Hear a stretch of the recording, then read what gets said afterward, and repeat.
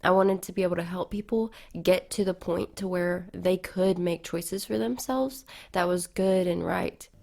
Hey there, my 5 faithful listeners, and anyone who randomly stumbled upon this episode. My name's Lydia, and this is the Lydiatodd pod. It's probably not a good idea to start a podcast because your last name rhymes with pod. But I'm here anyways. From spontaneous trips to special guests to deep spiritual conversations and everything in between, expect inspiration, stories, and plenty of laughter. Grab a glass of milk, settle in, and let's dive into the episode. As many of you know, I was a psychology major in undergrad, and so my kind of long-term goal is to get licensed as a clinical counselor and also a marriage and family therapist, and be able to offer those services either as my personal income or for free to people who can't afford it. But that will be decided once I have my license. It's kind of a long process in the US to get licensed, and so I've still got a couple more years of schooling, plus getting my hours, and then getting the actual license, like going through the process of applying and stuff with the state. And I'm bringing this up because I have this huge passion that I don't even know that I've talked about yet on the podcast that concerns mental health and all of the things that go behind the scenes where you don't see someone's mental health, you don't see what's going on in someone's mind, but people don't function well unless they're healthy mentally. And part of the reason why I wanted to become a counselor was so that people who are not able to think clearly, people who are struggling mentally, I wanted to be able to help them get to where they could think clearly, because people can never choose to do the right thing. They can't choose, or they can't even know what the right thing is if they can't think clearly mentally. And so I wanted to be able to help people get to the point to where they could make choices for themselves that was good and right. So for my first mental health episode, I am going to talk about a thing that I heard about the other day. I'm trying to remember what brought it up. It might have been a podcast I was listening to myself. It's called interstitial journaling. You might be like, what in the world is interstitial journaling, Lydia? I've never heard of that in my life. And I hadn't until a few weeks ago, too.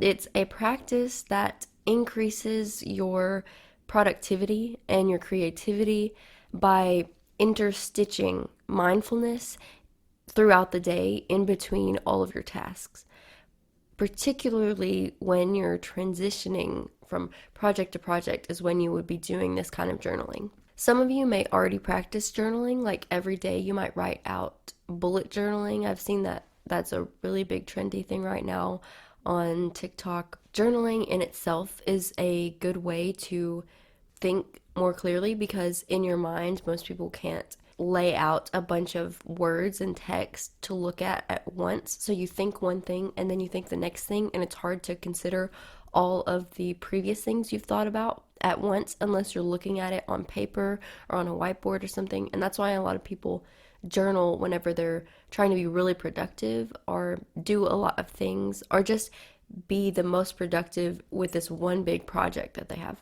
So interstitial journaling, it is something that I think would help people who struggle with transitioning from one project to the next.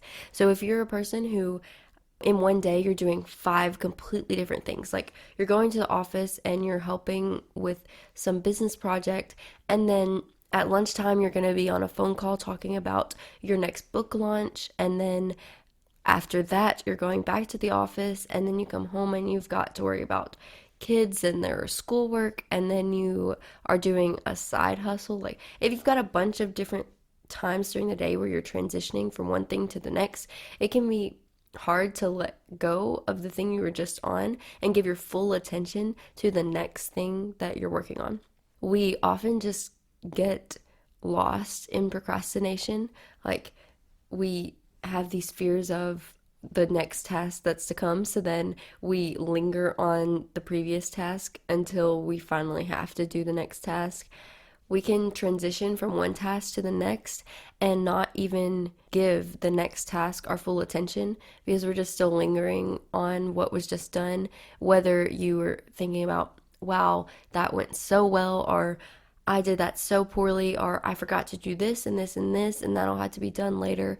So you're not able to give your full attention to the next task because you're still focused on the last one in your mind. So interstitial journaling solves a lot of these problems. Some things that it does is it gives us a moment to empty our brains of the last project. Like, you can take a moment in between projects and say, this is what was done. It addresses the anxiety and the fears that you might have going into the next task by writing them down, naming the anxiety. And usually just writing something down and naming it is enough to diffuse the anxiety. It might not always be enough to diffuse it, but it is usually a good start. So interstitial journaling, it might seem kind of counterproductive because you're like, how is that going to give me more time by taking up part of my time of the day?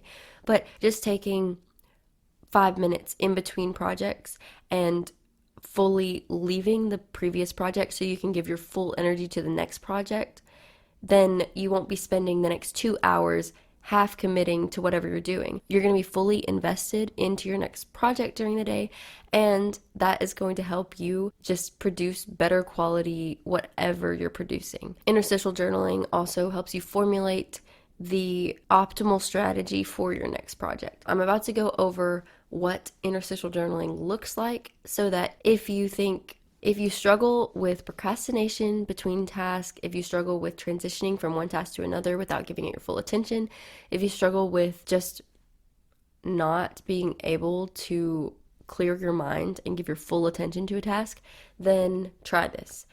First step you're going to do is either get something like a notebook or your phone, your notes app, and in between your tasks. So say from 9 a.m. to 11 a.m. you are doing your morning getting ready, you're getting the kids ready for school, you're doing your morning Bible reading, whatever you're doing. You have done that, you've completed that, and now you're ready to sit down and write the next 20 pages of your thesis. Whatever your next task is, you're going to sit down in between those tasks and you're going to do this. You're going to write out in your notes app or in your journal. You're going to write down the time. What time is it? What day is it? Then you're going to write a few sentences about what you just did during the day. You're going to include feelings of things that you've left unfinished. If you just wrote a chapter of your book and you're thinking, oh, I need to still edit. I need to still send this to my publisher. I still need to add some more character development in the beginning of the chapter. I still need to do this and this and this. All of those things you're going to write down. You have addressed them. You're going to come back to them the next day or the next time that you have set aside for that. And now it is put in this box on this paper or in your notes app. Then you're going to write a few sentences about what you're going to do next. So write about your project. I'm about to complete my homework for school today. I'm about to email all of my clients. I'm about to blank. Whenever you do this part, include anxieties or resistances you may have. So maybe you've been avoiding emailing your clients because you know there's this one angry client that you don't want to get back to. Write that down. Write down, I'm afraid that this person is going to be upset with me and I'm going to have to deal with it. Just writing down your anxieties is going to help you to realize that it's not as bad as you think. It might be bad, but it's not as bad as you are letting it dwell in your mind and it's not been verbalized. So you're going to put it down on paper, then you're going to be able to accomplish it. You're going to be able to actually confront it. And finally, what you're going to write at the very end is the best strategy for completing your next task. So if your next thing is to email all of your clients, then you can write your strategy is, I will spend 2 minutes each writing a response, and I will proofread all of them at the end and then bulk send them at the end of this hour. Or whatever your task is, you're going to write down the strategy that you think, what is my next task? Because you've just written down what the task is and what your fears are from this task. Whatever the task is, how do I think I can accomplish it in the time that I have? At the end of that task, you're going to interstitial journal again before your next task. So you're going to be able to write down, these are the things that I didn't accomplish. These are the things that are still lingering on from that task. Then you're going to be able to put it on the shelf until the next time you're able to give time to that task. That is pretty much interstitial journaling. I am going to try it for a week or so, and I'll see how it goes. If you already do a journaling like this, then please reach out and let me know how it works for you, or if there's other techniques that you use to make it better. This is just the format that I've seen from different mental health coaches based on different research that I've seen. This is supposed to be really helpful in cutting down procrastination and in helping you clear your mind and be able to give your full 100% to each task you have during the day. So you guys can go ahead and start being productive with your day. I'm not going to take any more of your time. Thanks for joining me on this mental health episode. I hope it helps you be more productive and have a clearer mind. See you guys next week. As we wrap up this episode of the Lydia Todd Pod, I want to express my heartfelt gratitude for you spending time with me. This really challenges my belief that I only have 5 consistent listeners. If you have any thoughts, topics, or questions you'd like me to explore further on future episodes, please reach out on one of my socials. I hope that our conversations have brought you inspiration and joy. If you have friends or family who might be interested in our conversations, don't hesitate to share the podcast with them.